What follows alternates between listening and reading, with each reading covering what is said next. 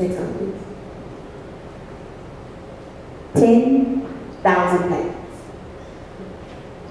Angry yet? No? Okay, come on.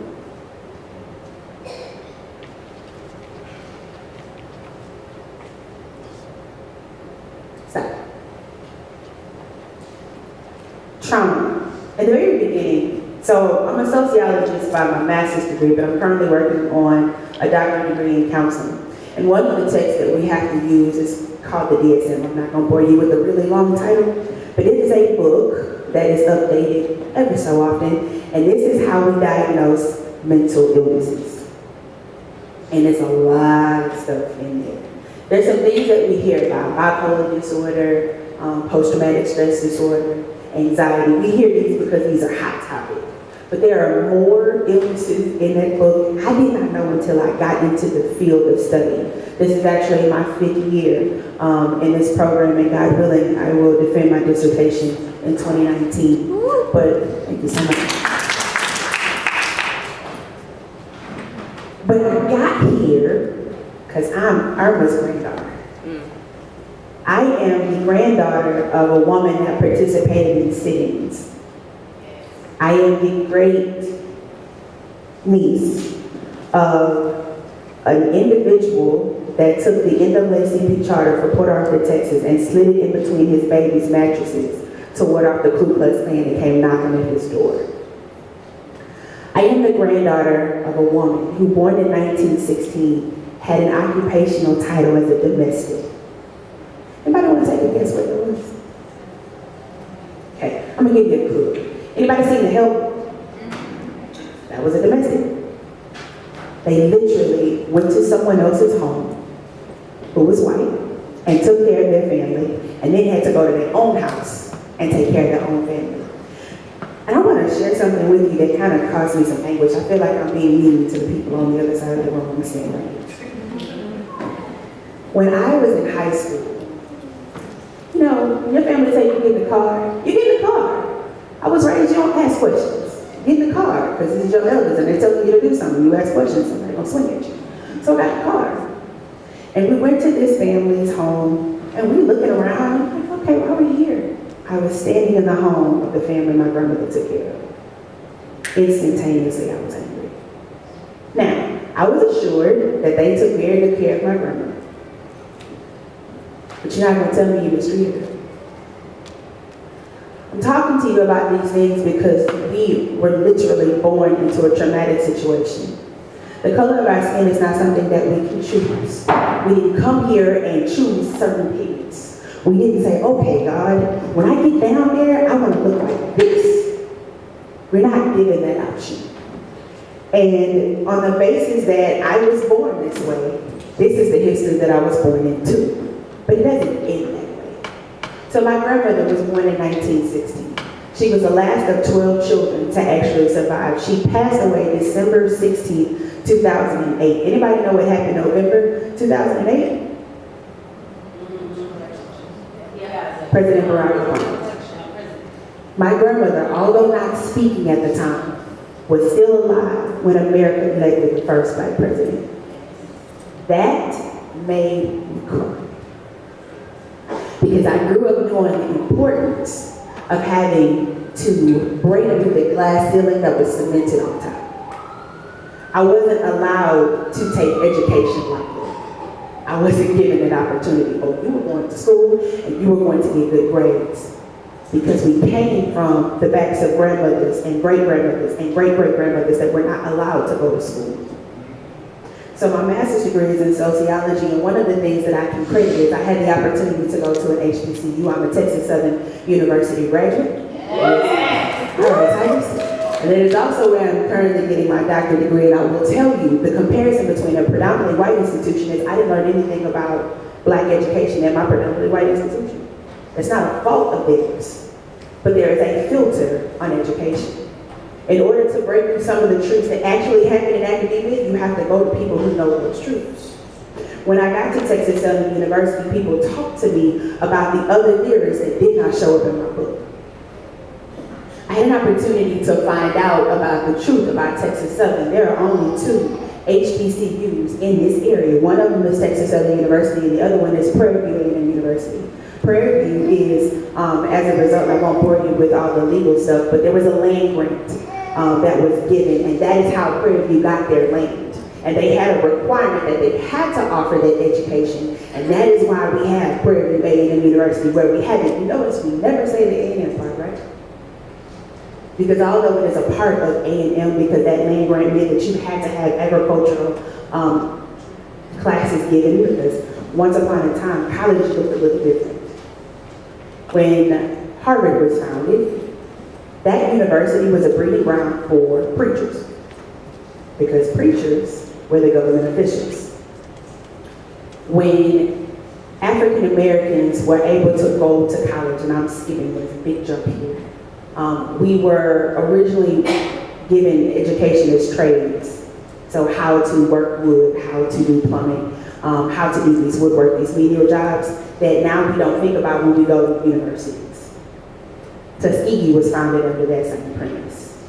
Prairie View had to offer agricultural classes, but at one point, no HBCU can have graduate classes.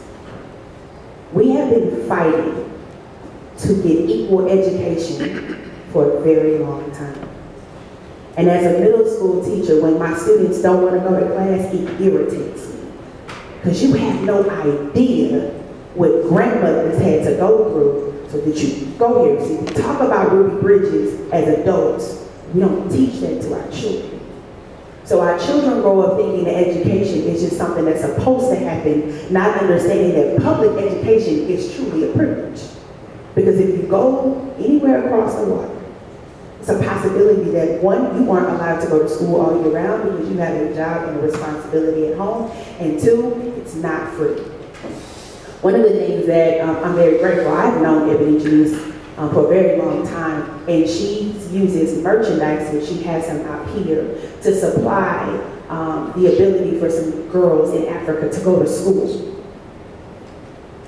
I want you to think about that for a minute.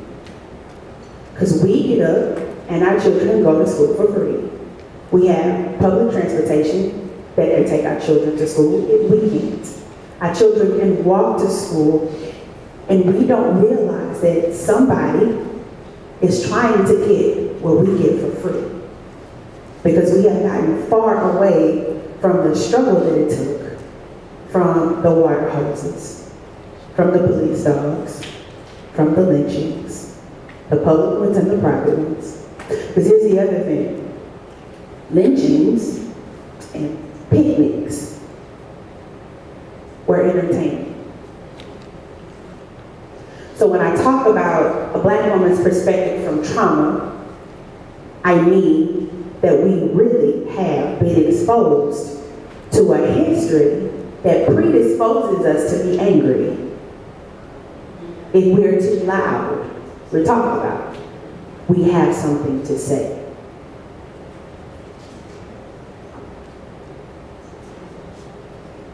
But we are resilient.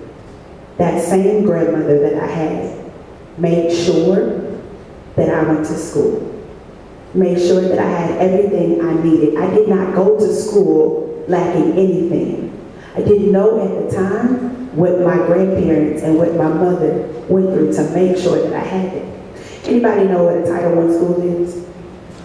All right. So I grew up on free and reduced lunch my entire life. Okay? I spent a whole lot of time in the project. Let me tell you something. I didn't know I was poor because my mother's house smelled like bleach. Anybody got a mama like mine? You can eat off the floor literally because she cleaned it that much. Okay, y'all too bougie. I'm gonna go over here. Yeah, I am a middle school teacher. You got to talk back to me. I also know what it's like to eat government cheese. It was the best cheese in the world. Screw Velveeta give me the cardboard box with the stamp on it, and she got to pick up and get some arm and elbow grease to cut it, and then melt it just enough to smush the bread together. I'm the only. Hello, Ross. Anybody remember bologna sandwiches? You need a pot. You just stick it on the fire, and when it starts to bubble up in the middle, you get a little fork and flip it over. I grew up eating. I didn't know I was poor, y'all. I'm from the country, literally. I like being barefoot. These shoes are for y'all's benefit. The shoes are for y'all's benefit. I put these on, I would be barefoot all day long. That's how we keep away from athletes. We used to run, and we didn't have to run track, we ran the street. Okay, well, I just talk about my experience. I grew up in Port Arthur, Texas, and what I'm getting to is, at no point was I ever allowed to feel less than. At no point was I ever allowed to feel like there was something wrong with the way I looked and the way I grew up, because we had mothers and grandmothers and grandfathers, and it was a village that raised me. I am the product of everybody on the block's grandmother. If you got in trouble, you got in trouble all the way home, because this person called this person, called this person, called this person, and by the time you got to your actual house, somebody hit you behind the head and fussed at you and asked you why you did that. When you got home already, it was just like, they already did it. Because community is one of those traits that we got from across the water that should never leave our community. We get a little too far out of reach, but you can't tell my child nothing. That's how you got here. Somebody told you, don't do that. Sit up straight. I wasn't allowed to slump in my chair. And now we have scoliosis in babies. We were taught to hold your head up high. We were taught to do well in school. We were taught to aspire to be more than we were, because we had to stand on the backs of shoulders and grandmothers who did what they could. They wore the mask so that we can intentionally smile. There's a clip that I want you to hear. I've been writing poetry since I was in 4th grade, and the first person to expose me to poetry was my angel. My Sora, my mentor from afar.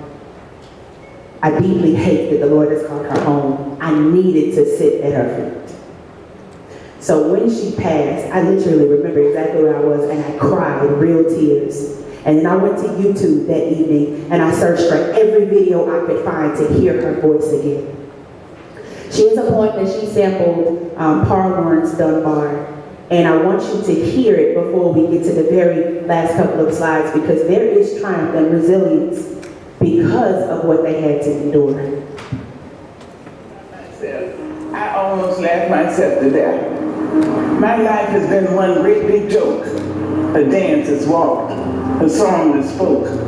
I laugh so hard, I nearly choke when I think about myself. 70 years in these folks' world, the child I worked for calls me girl. And I say, yes ma'am, for working's sake. I'm too proud to bend, too poor to break. I laugh so hard, my stomach ache when I think about myself. My folks could make me split my side. I laugh so hard I nearly died. The tales they tell sound just like lying. They grow the fruit, but eat them. I laugh so hard, I start to crying when I think about myself and the little children. But then we wear the mask. The grins and lies, it shades our eyes. This debt we pay to human guile. With torn and bleeding hearts, we smile and mouth myriad subtleties. Why should the world be overwise in counting all our tears and sighs? Nay, let them only see while we wear masks. We smile, but oh my God, our tears to be from tortured souls to ride. And we sing, well, the clay is vile beneath our feet and long the mile. But let the world think otherwise. We wear the mask. My fathers sit on benches. Their flesh count every plank. The slants leave dents of darkness deep in their withered flesh, and they knock like broken candles, all waxed and burnt profound. They say, but sugar, it was our submission that made your world go round. They laugh to shield their crying. They shuffle their dreams. They step and fetch the country and wrote the blues and screams. I understand their meaning. It could and did derive from living on the ledge of death. They kept my race alive by wearing masks. wearing the mask.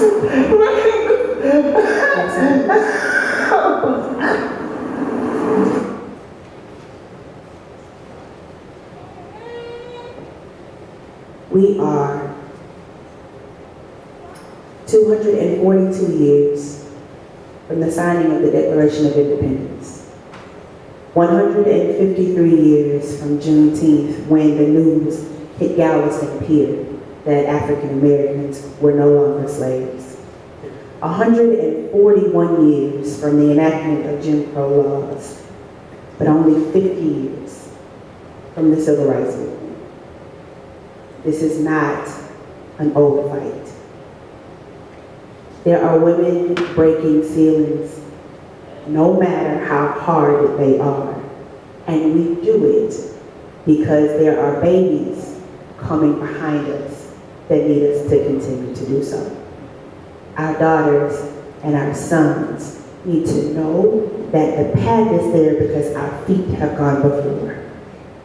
We can't sit in the trauma. We have to acquiesce, put on your smile, and blaze the trail for those who come behind us. Thank you.